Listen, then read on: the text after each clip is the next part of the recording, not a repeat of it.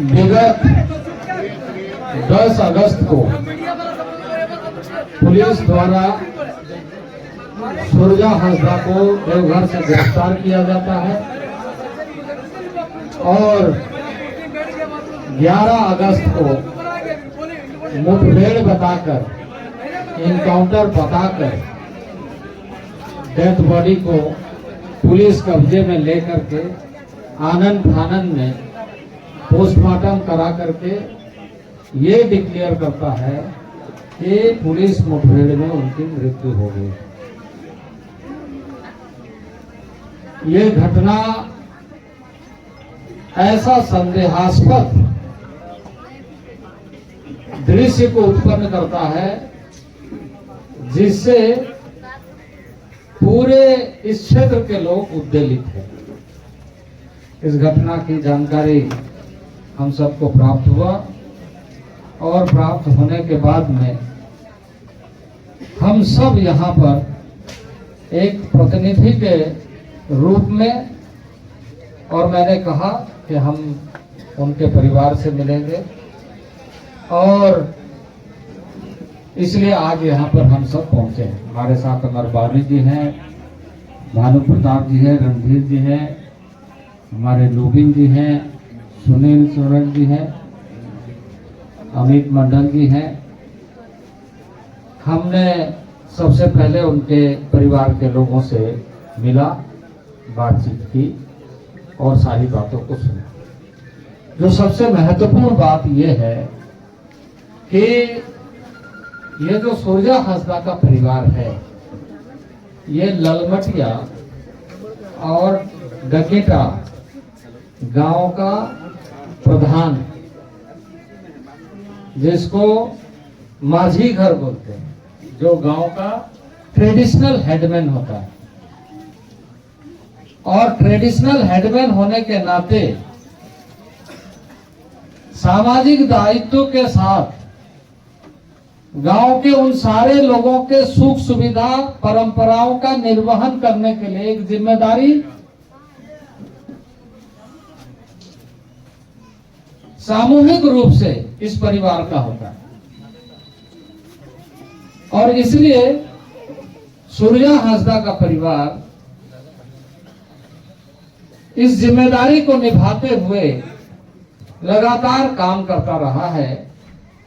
और यहाँ के विस्थापितों की बात, जो यहाँ के ट्राइबल्स हैं, जनजातीय समाज के हैं, क्योंकि माझी होने के नाते, माझी परिवार होने के नाते अभी भी उनकी माता जी जो इस दायित्व को निर्वहन कर रहे, तो स्वाभाविक रूप से अपनी बातों को कहने के लिए सामाजिक दृष्टि से इनका दायित्व, जिसका निर्वहन ये परिवार कर रहा था, और वहां से इनकी यात्रा शुरू होते हुए अपने गांव, अपने समाज और अपने क्षेत्र के लोगों के लिए एक स्वर बना। इनके खिलाफ में कई केसेस हुए, लेकिन अंततः गोतवा ऐसे 14 केस में जो इनके ऊपर में फर्जी केस लगाए गए थे उसमें बरी हो गए। लेकिन ऐसे लोगों का साजिश इस परिवार के साथ और उनके साथ लगातार बना रहा, और यही कारण है कि जब भी कहीं कोई घटना घटती थी तो इनका नाम उसमें जोड़ा जाता। 27 तारीख को, 27 मई को, जिस दिन का एफआईआर इनके खिलाफ में होता है, उस दिन ये अपने बच्चे के जन्मदिन पर सारे यहाँ के लोगों के साथ में अपने घर में कार्यक्रम में उपस्थित रहता है। और उस कार्यक्रम में पूरी परिवार, पूरे लोग रहने के बाद एक फर्जी केस उनके ऊपर में लगाया जाता है और पुलिस उन्हें ढूंढने लगती है। इस तरह की कई केसेस इसके साथ होते रहे। ठीक है, केस हो रहा है, कोर्ट में मुकदमे चल रहे हैं, कोर्ट ने कई केसेस में जैसे हमने कहा एक्विटल हो गए। यहां तक पुलिस नहीं रोकी, पुलिस ने इस बात को भी, कोर्ट को भी धोखा देने का काम किया कि कोर्ट से कोई वारंट आज के डेट में उनके खिलाफ में नहीं है, जिस पर उनको कहा जाए कि वो घर से बाहर है, भागा हुआ है। बगैर कोर्ट वारंट के उसको 10 तारीख को गिरफ्तार किया जाता है और 11 तारीख को घोषणा किया जाता है कि पुलिस भूत बैठता है, वो मारा। तो ये एक गहरी साजिश का हिस्सा है। ये यहाँ के परंपरागत व्यवस्था में जो दायित्व निभाने वाला परिवार है, परंपरा को ध्वस्त करने का, ऐसे लोगों का मुंह बंद करने का और ऐसे लोगों को हत्या करने का काम साजिश के तहत किया जा रहा है। और मैं समझता हूं कि यह साजिश का शिकार हुआ है। हम सब लोग यहाँ पर इनकी बातों को सुने और सुनने के बाद बाकी भी जो बातें सामने आई उससे सूर्या हांसदा के ऊपर में जिस तरह का आरोप लगा करके प्रशासन, पुलिस ने मुठभेड़ का बात को कहा है, वह इससे साफ दिखता है कि उसका चरित्र अलग और पुलिस का कहानी अलग। यहाँ पर आप देखिए 350 बच्चे उनके प्रांगण में स्कूल बना करके, वो फ्री फूडिंग लॉजिंग। अब यहाँ उनके अभिभावक लोग भी आए हैं, बच्चे के बाकी लोग भी पहुंचे हुए हैं। आप उनसे पूछिए कि उन बच्चों को पढ़ाना लिखाना, आखिर पढ़ाता लिखाता कौन है? क्योंकि वो भविष्य में अच्छा देखना चाहता है। और जब कोई पढ़ता लिखता है तो राज्य और राष्ट्र के लिए अपना योगदान देने वाला बन जाता है। ऐसे कार्य करने वाले के साथ में इस तरह का घटना का कहानी गढ़ना, मैं समझता हूं कि एक बहुत ही षड्यंत्र का परिणाम है। क्योंकि वो जहां इस तरह के सामाजिक सरोकारों से काम करते रहा, वहीं कई बार वो चुनाव लड़े, बहुत कम अंतर से 2 चुनाव हारे, लेकिन जनता के साथ यदि उनका संवाद नहीं रहता तो इतनी बड़ी संख्या में लोग मतदान क्यों करते? तो ये सारा कारण, और भी कुछ चीजें हमें जानकारी है, क्योंकि ये जांच का विषय है। उन बातों को अभी हम उस तरीके से नहीं कहेंगे, बल्कि जांच एजेंसी कहे कि वो अपने जांच में। इसलिए हम सब की यहाँ पर अभी, क्योंकि आगे की रणनीति, क्योंकि किसी भी परिवार के साथ ऐसा नहीं होना चाहिए। सवाल इस बात का है, सवाल सिर्फ एक सूर्या हांसदा का नहीं, राज्य में किसी के साथ इस तरह का घटना नहीं घटना चाहिए। तो हमारा सबसे पहला कि निष्पक्ष तरीके से जांच करने की व्यवस्था होना चाहिए। दोबारा पोस्टमार्टम, क्योंकि जिस तरीके से, जिस साजिश का हमें संदेह है कि उन सारी चीजों को गड़बड़ झाला करने का प्रशासन जरूर कोशिश किया है, कर रहा है और करेगा। यहाँ के जितने लोगों से हमने बातचीत किया है, सबका यही कहना है कि जिस तरीके से, क्योंकि हम रास्ते में भी कई जगह रुकते हुए आए, लोगों से हमने बातचीत किया, पूछा, और उसमें यह बात सामने आई कि ये लिपापोती करने का मामला हो सकता है, क्योंकि इसमें साजिश में बहुत बड़े और बहुत सारे लोग भी हो सकते हैं, कारण भी हो सकता है। तो दोबारा पोस्टमार्टम हो, रिटायर्ड जस्टिस के माध्यम अध्यक्षता में कमिटी गठित हो और पोस्टमार्टम के स्पेशलिस्ट इसको फिर से पोस्टमार्टम करे और नया रिपोर्ट बने। साथ ही साथ साथ ही साथ उनके परिवार के साथ सुरक्षा के पूरे किसी भी तरह का कोई घटना कोई भी चीज ना हो इसका ध्यान हमेशा रखें। और आगामी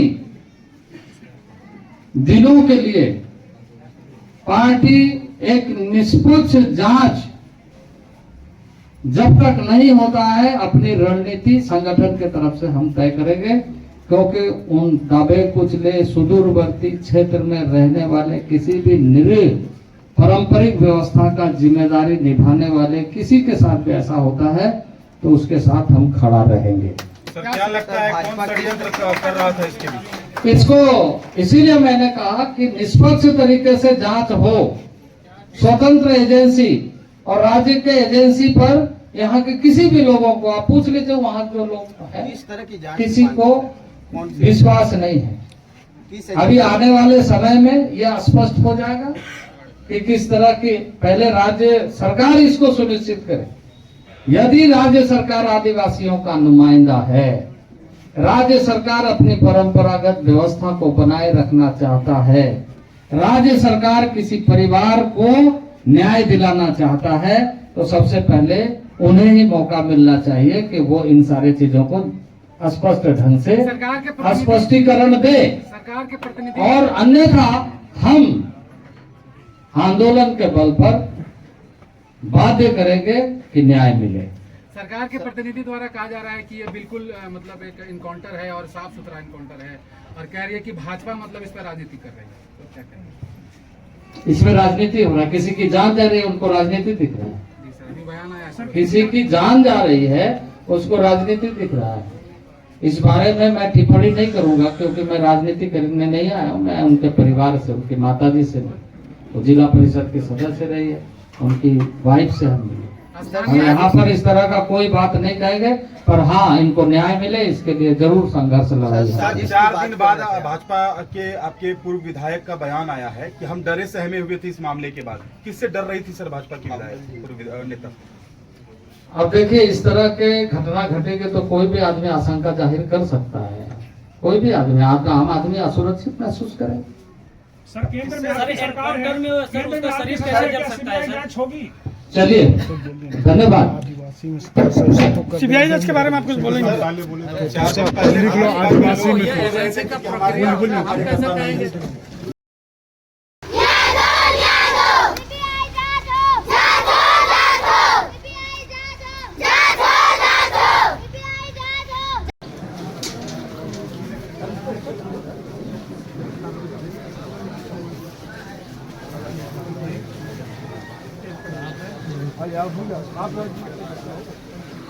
आइए आप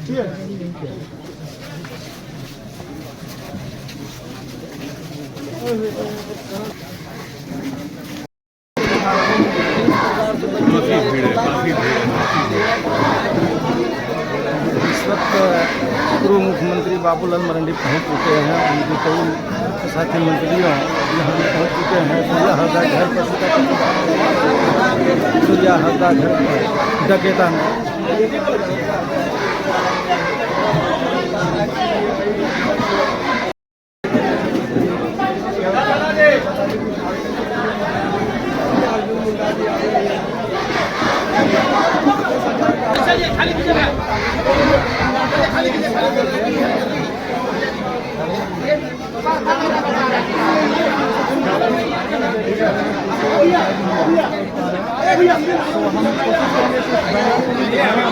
बच्चे लोग क्या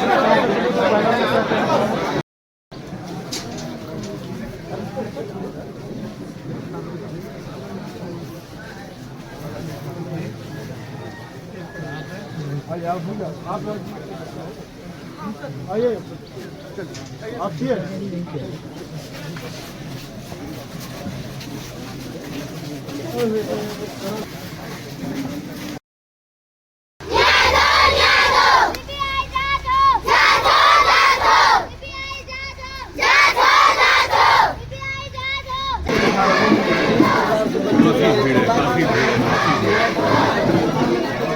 इस वक्त पूर्व मुख्यमंत्री बाबू बाबूलाल मरंडी पहुंच चुके हैं। उनके कई साथी मंत्रियों यहाँ भी पहुंच चुके हैं। सूर्या हरदा घर पर सूर्या हरदा घर पर डकेता में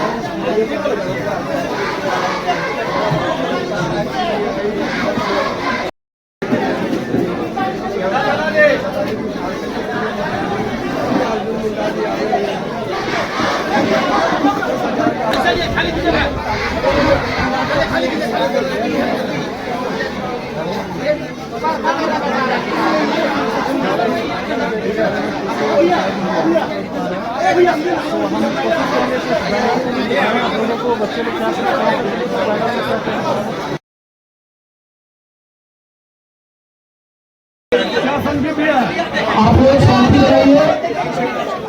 हम लोग यहाँ फ्रेश बनाने आए हैं।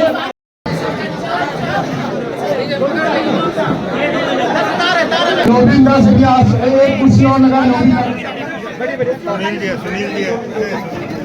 सुनील दास रविंदर जी,